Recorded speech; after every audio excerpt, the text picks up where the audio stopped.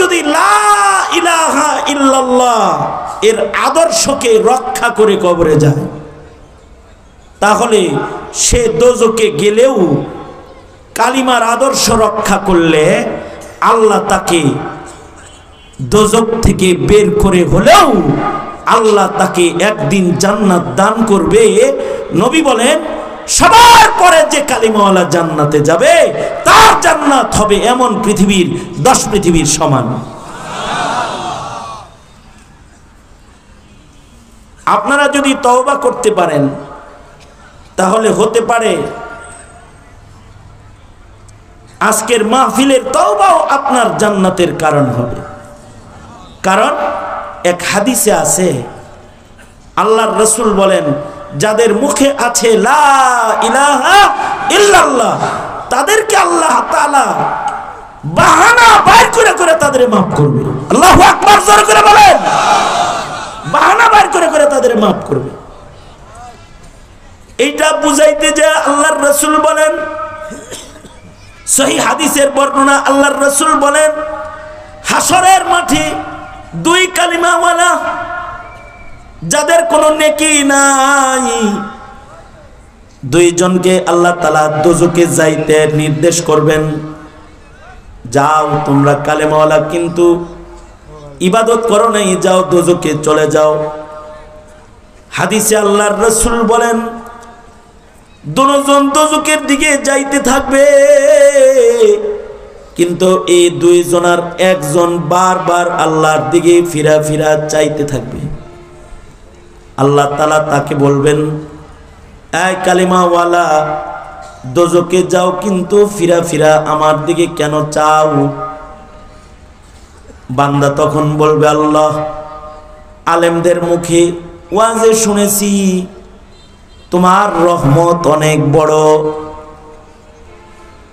দোজখের দিকে যাই কিন্তু ফিরা ফিরা তোমার দিকে, তোমার রহমত পাওয়ার আশায় তোমার দিকে তাকাই, ফিরা ফিরা চাই, দয়া করে তুমি যদি আবার রহমত দান করো তাই তোমার দিকে তাকাই।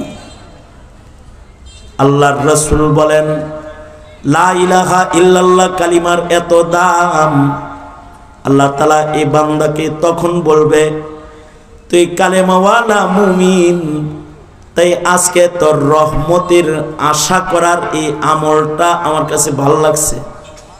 তুই যে আমার রহমতের আশা করস, তুই যে আমার রহমতের উপরে ঈমান রাখস, এই রহমতের ঈমান রাখার কারণে আমি আল্লাহ খুশি হয়ে গেলাম, তোকে দোজখের আগুন মাফ করে দিলাম, যারে বান্দা যা তোকে সোজা জান্নাত দান করলাম।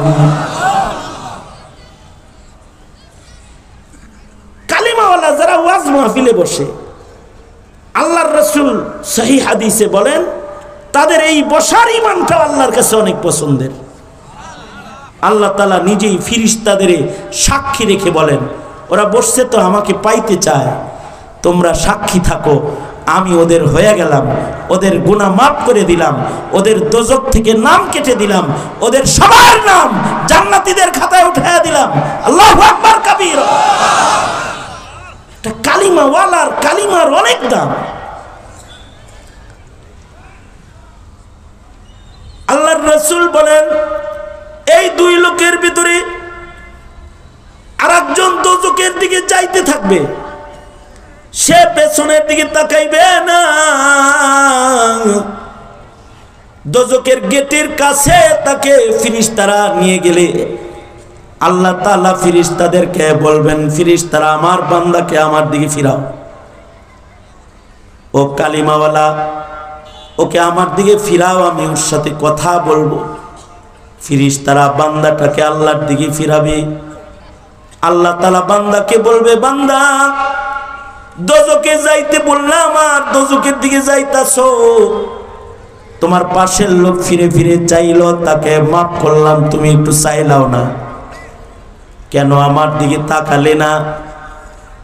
বান্দা তখন বলবে, আল্লাহ, দুনিয়ায় তোমার কোনো আদেশ আমি মানি নাই, নামাজ পড়তে বলেছো পড়ি নাই, রোজা রাখতে বলেছো, রাখি নাই।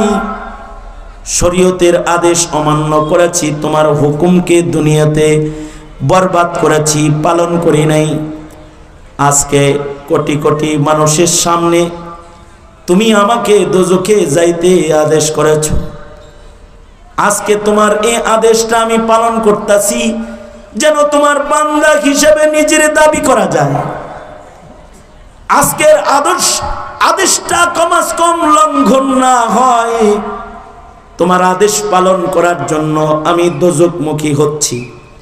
আল্লাহ বলবেন, বান্দা আমার আদেশের এতটুকুন মূল্য তোর কাছে যেহেতু আছে, তোর উপরে আমি খুশি হয়ে গেলাম, যা তোকেও জাহান্নাম মাফ করে তোকে জান্নাত দিয়ে দিলাম।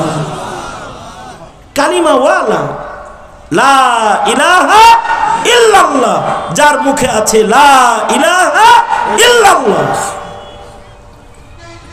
এত বড় ক্ষতি আমাদের দেশে বিজাতিরা আমাদের করেছে।